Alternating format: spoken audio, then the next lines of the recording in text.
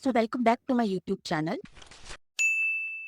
We are in August right now, and with more than half of the year gone, I'm way behind my reading goal so far. Despite all that, I managed to read two horror books back to back in June and July. In this video, we are going to discuss both of them. So first one is Wake Up and Open Your Eyes by Clay McLeod Chapman. I saw this book in one of the horror book club pick where everyone had polarizing take on this, but I really liked the synopsis, therefore I picked this one. So this is divided into three parts. We start when this man named Noah drives from Brooklyn to Virginia to check on his parents as they are behaving quite strangely and they are not responding on the phone. So when he reached there, he sees that his parents are in this trance like state and their house is in shambles. And he sees that they were watching this news channel, just the facts, and suddenly they attacks him. Now after that, there comes a scene with his mother, which I really did not think was necessary. That was gross and it literally scarred me for life. Many people on Goodreads also labeled this as extreme horror, and I think I understood why. This confrontation scene with his mother is quite long and it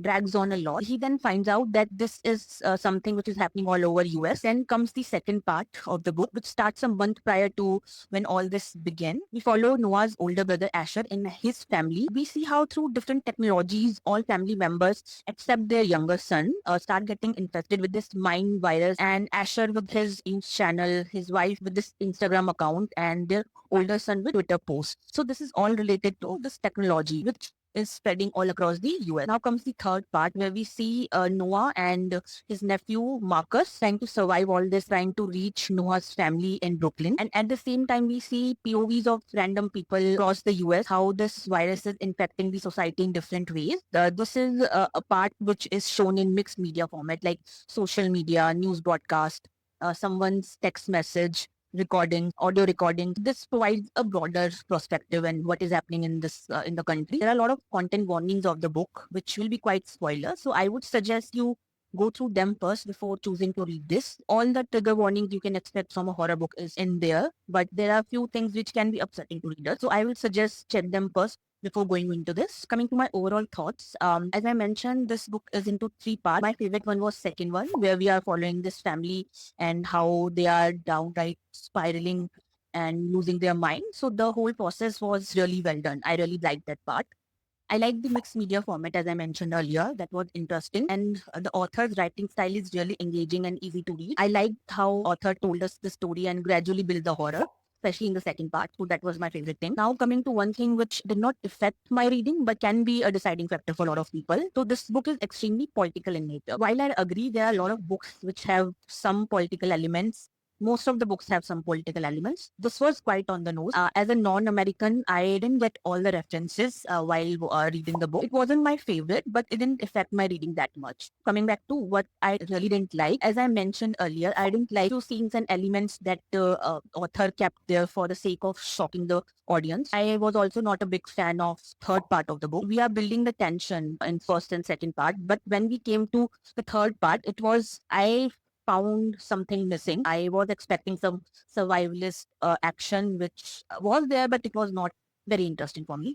I was also expecting some dynamic between uncle and nephew, which I think was glossed over. It was not very fully explored, and ending was quite so-so for me. I didn't like that very much. Overall, I get why this was quite polarizing, and based on what you like or you don't like, you will form your own opinion, and based on that, that will reflect your reading experience.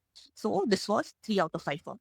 So the second book I read was Seed by Anya Aubon. This is my second book by her. I read The Shuddering by her a few years back, and I really liked the atmospheric writing style that she had. That book was very gory and it was a monster horror, and she wrote that very well. And I really liked her writing style, and this was no different. It was equally compelling, and I like how she creates tension. So the book starts when Jack, his wife, and their two daughters met with an accident on their way to home. They all escape, but after that incident, their younger daughter starts behaving strangely. We see that what really caused that accident was there was something in the woods that Jack saw, which caused him to lose his focus and really spooked him. And very soon we find out that this is all related to Jack's past. There was something he escaped in his childhood, which now have come back quite literally to his daughter. So the story follows past and present with Jack in his childhood with his parents, and shows parallel to what happened at that time and now is happening with his daughter. There's a sense of chill and doom that you get to see as their situation worsens. Now, I was really annoyed with Jack as a character. He could have disclosed the actual reason to their family, but he didn't do that. And few of his action really irritated me to no end. If he had explanations of few things, it would have been a 5 star. But I can see how the vagueness of the plot and on the things can be compelling for many readers. So I don't think it will be an issue with everyone. Overall, this was a very spooky and chilling novel. And if you like evil child possession trope, you will love this. Overall, this was a 4 stars.